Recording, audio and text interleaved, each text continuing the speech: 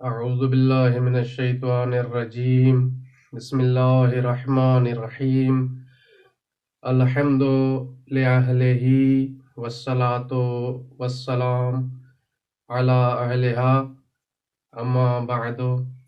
अज़ीज़ नाज़रीन, मोहतरम नाज़रीन, अॼु मुंहिंजे इन गुफ़्तगू जो मक़सदु सिर्फ़ चंद आराइज़ अवां नाज़रीन जॻहियूं पेश करणा आहिनि।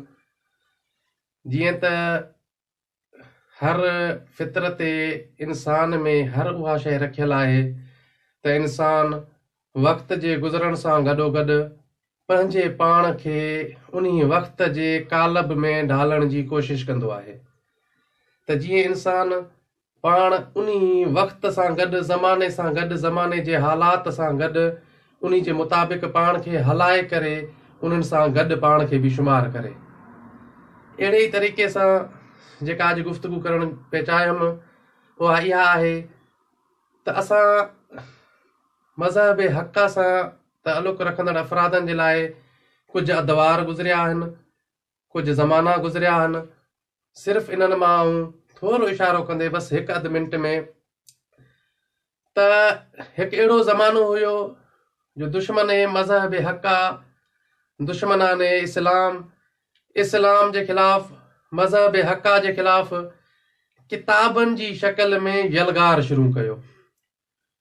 उहे किताब एतिरे ताईं उन्हनि लिखिया जो मज़हब हक़ जे बुज़ुर्गान खे अमली मैदान में अचणो पियो ऐं मज़हब हक़ जे बुज़ुर्गान एतिरा इल्मी सरचश्मा किताबनि जी शक्ल में जारी कया जो अॼु ताईं नोए इंसानियत, अॼु ताईं हिदायत जा तलबगार उन चश्मनि मां सैराब थींदा रहनि था।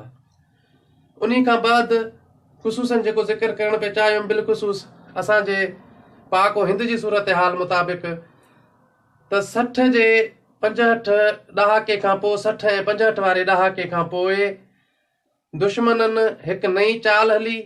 उहा चाल इहा हुई कि दुश्मननि असांखे हर घटी, हर चौक, हर बाज़ार में मुनाज़रे लाइ सॼियो। उन वक़्त बि मज़हब हक़ जे मुजाहिदनि सरनि ते अमामा रखी करे पंहिंजे घरनि मां निकिता ऐं पंहिंजे मकातिब मां, पंहिंजे दर्सगाहनि मां निकिरी करे मैदान अमल में आया ऐं तारीख़ साज़ मुनाज़रा करे दुश्मन खे रुसवा पसपा करे छॾियो। बाद में इहो सिलसिलो तक़रीबन 1990 ते अची जहिड़ो करे रुकिजी वियो। 90 खां पोइ मुनाज़रनि जो सूरताल ख़तम थी वई। इन खां पोइ दुश्मन पंहिंजी टीं चाल हली, जेका तारीख़ी लिहाज़ सां टीं चाल हली। उहा इहा हुई त कंहिं बि तरीक़े सां अगरि असां तशय्यो खे कमज़ोर नथा करे सघूं त हाणे तशय्यो ते टियों हमिलो इहो हुयो त पंहिंजनि जे सूरत में दुश्मन मिंबर ते हमिलो कयो।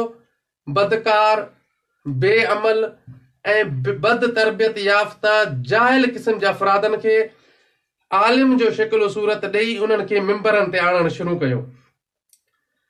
अफ़सोस सां चवणो थो पवे त ही उहो वक़्तु हुयो जंहिं वक़्तु असांजे तरफ़ खां हिकु कोताही थी, हिकु कमज़ोरी थी। उहा कमज़ोरी इहा हुई असां पंहिंजनि दर्सगाहनि में हर तरफ़ जिथे असां पंहिंजनि मुजाहिदनि जी तरबियत पे कई, हर तरफ़ असां पंहिंजे तुलाब जी तरबियत पे कई, उन सूरत में असां उन्हनि खे मैदान अमल यानी किताबत वारे शइ खां पोइते रखियो। नतीजे में के कारगर ख़तीब असां पैदा न करे सघियासीं ऐं उन जे नतीजे में जाहिल बदकार क़िस्म जा माण्हू किताबत में पैसे जे हवस में अची करे गालिब थी विया। इन खां पोइ अॼु जेको ज़मानो हिन महिल हले पियो थो उहो छा आहे, मीडिया जो ज़मानो आहे। अॼु बि अगरि असां इन 90 वारे ग़लती खे, 90 वारी जेका असां कोताही खे दोहरायूं ऐं हिन मीडिया जे ज़माने में जेका इलेक्ट्रॉनिक ऐं सोशल मीडिया जो ज़मानो आहे, अगरि हिन ज़माने में बि असां उन ग़लती खे दोहराए करे ख़ामोश थी हटी वञूं त दुश्मन हिन जदीद हथियार जे ज़रिए सां, हिन जदीद मीडिया जे ज़रिए सां शायदि असांखे नाबूदी ताईं पहुचाए छॾे। लिहाज़ा हिन दौर में असांजे लाइ ज़रूरी आहे त वस आहर जेको बि फ़र्द जंहिं हद ताईं करे सघे थो हिन मीडिया ते अचे, हिन मीडिया ते पंहिंजे इल्म खे ज़ाहिर करे ऐं उन अवाम ताईं जेके उलमा खां हिन महिल बदज़न कयो वियो आहे, जे अवाम खे उलमा खां दूर कयो वियो आहे, उहा अवाम, उहे नौजवान हिन महिल मीडिया में तव्हांखे हर टाइम मौजूदु मिलंदा। लिहाज़ा बहितर आहे त असीं उन ग़लती खे न दोहराए हिन मीडिया वारे दौर में मीडिया खे ख़ाली न छॾियूं। इन शइ खे नज़र में रखंदे असां हिकिड़ी नंढड़ी काविश कई आहे त हिन चैनल जे इनेकाद कयो, जंहिंमें असां बुज़ुर्गान ऐं मोतबर उलमा ऐं ॾींहं राति पाण पतोड़ींदड़ तुलाब खे मौक़ो ॾींदासीं। उन्हनि खे वठी था अचूं, उन्हनि जे इल्म मां पाण बि सैराब थियूं था ऐं अवां ॾिसंदड़नि लाइ बि पहुचायूं था, ताकी असां अवां सभु इन इल्मी सरचश्मनि मां सैराब थी सघूं। बसि असांजी ज़िम्मेवारी त वधि खां वधि जेके बि बुज़ुर्गान असां वटि अचनि था, असां उन्हनि जे इल्मी काविशनि खे अवां ताईं पहुचाईंदासीं। ऐं अवां जी ज़िम्मेवारी बि आहे त हिन खे वधि मां वधि माण्हुनि ताईं पहुचाए असांजो इन कार ख़ैर में मददगार बणिजी वञो। यकीनन ख़ुदावंद मुताल ऐं इमाम असर असां अवां सभिनी जो मददगार रहंदा।